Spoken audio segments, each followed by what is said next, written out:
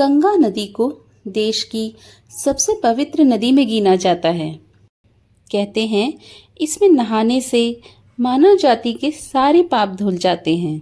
कल कल कर बहती गंगा का जिस दिन धरती में अवतरण हुआ था, यानी जिस दिन वो धरती पर पहुंची थी, आज हम उसे गंगा दशहरा के रूप में मानते हैं।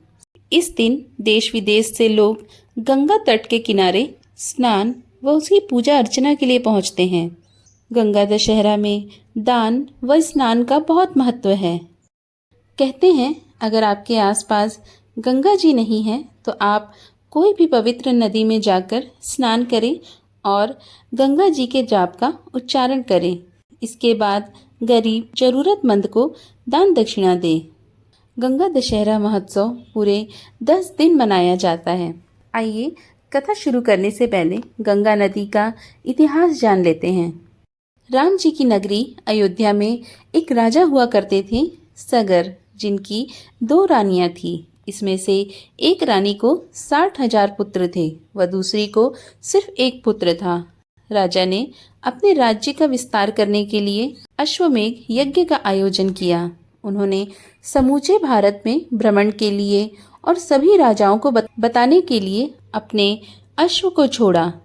महाराज इंद्र राजा सगर का यह यज्ञ सफल नहीं होने देना चाहते थे, इसलिए उन्होंने अश्व को अगवा कर लिया। सगर राजा के सभी बेटे इस घोड़े की खोज में लग गए। समस्त पृथ्वी में खोज करने के बाद भी अश्व का कुछ पता न चला, जिसके बाद राजा ने पाताल लोक में खोज करने का हुक्म दिया। पाताल में खुदाई हुई उसी समय वहां महामुनि कपिल की समाधि लगी हुई थी, जो घोर तपस्या में लीन थे। उन्हीं के समाधि के पास घोड़ा भी था, जिसे देख राजा के बेटों को गलतफहमी हो गई और वे चिल्लाने लगे, जिससे कपिल महाराज की तपस्या भंग हो गई और उनकी घोर तपस्या की तपन से राजा के 60,000 पुत्र वही राख हो गए। दूसरे पुत्र ने अपने पिता को जाकर पूरी बात बताई। यहीं महाराज गरुड़ भी आए, जिन्होंने राजा सगर को अपने 60,000 पुत्र मुक्ति प्राप्ति के लिए सिर्फ एक ही रास्ता बताया। उन्होंने बोला, तुम्हें तपस्या करके गंगा को धरती पर लाना होगा। जैसे ही गंगा धरती में आएगी, तुम्हारे पुत्रों की भस्मी पर पड़कर वे सब मुक्त हो जाएंगे। सगर और उनके पुत्रों ने तपस्या की, लेकिन सफल नहीं हो पाए। इसके पश्चात राजा सगर का पौत्र भागीरथ का जन्म हुआ। अपने पूर्वज के इस अधूरे काम को उसने अपना कर्तव्य समझा और ब्रह्मा जी की कठिन तपस्या की। ब्रह्मा जी खुश होकर प्रकट हुए और वरदान मांगने को कहा। भागीरथ ने गंगा को धरती में भेजने की मांग की, लेकिन यहाँ ब्रह्मा जी ने बताया कि धरती में इतना बल नहीं है कि वो गंगा के भार को सहन कर सके।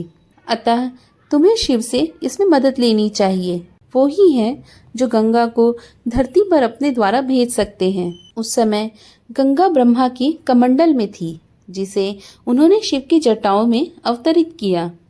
भागीरथ ने अब फिर शिव की कड़ी तपस्या की। वे सालों एक अंगूठे पर खड़े रहे। इस दौरान गंगा कई सालों तक शिव की जटाओं में ही रही। वे इसमें से निकलना चाहती थी और रसातल जाना चाहती थी, लेकिन इतनी जटिल जटाओं में वो खो ही गई। उन्हें बाहर निकलने का रास्ता ही नहीं समझ आ रहा था। भागीरथ की तपस्या से खुश होकर शिव ने उन्हें दर्शन दिए और वरदान पूरा करने का आश्वासन दिया। इसके बाद गंगा जी की 7 धाराएं हिमालय के बिंदुसार से होते हुए पृथ्वी पर आई। पृथ्वी में आते ही गंगा का विशाल रूप देख मानव जाति परेशान हो गई। उन्हें लगा भूचाल आ जाएगा। जिस रास्ते से गंगा निकल रही थी, वहां कई ऋषि मुनियों का आश्रम भी था, जिसमें से एक थे महाराज जहू। गंगा को आता देख वे समझे ये कोई राक्षस की क्रीड़ा है तथा उन्होंने उसे अपने मुख के अंदर ले लिया। भागीरथ समेत सभी देवताओं ने उनसे विनती की, तब वे माने। इसके बाद से उनका नाम जाह्नवी पड़ा। इसके बाद भागीरथ ने अपने 60,000 पूर्वजों को मुक्ति दिलाई। यहाँ से गंगा को एक नया नाम भी दिया गया, भागीरथी। माँ गंगा धरती पर अवतरित हुई थी। वह ज्येष्ठ महीने के शुक्ल पक्ष की 10वीं तिथि थी। तभी से इस दिन माँ गंगा का विशेष पूजा किया जाता है और इसे गंगा दशहरा के रूप में जाना जाता है। आशा करती हूँ आपको मेरी आज की ये कथा पसंद आई होगी। पसंद आई हो तो एक लाइक कर दें, चैनल पर नए हो तो चैनल को सब्सक्राइब कर लें, साथ ही नोटिफिकेशन बेल ऑन कर दें जिससे मेरे आने वाली वीडियो की जानकारी आपको प्राप्त होती रहे। राधे राधे, जय गंगा मैया।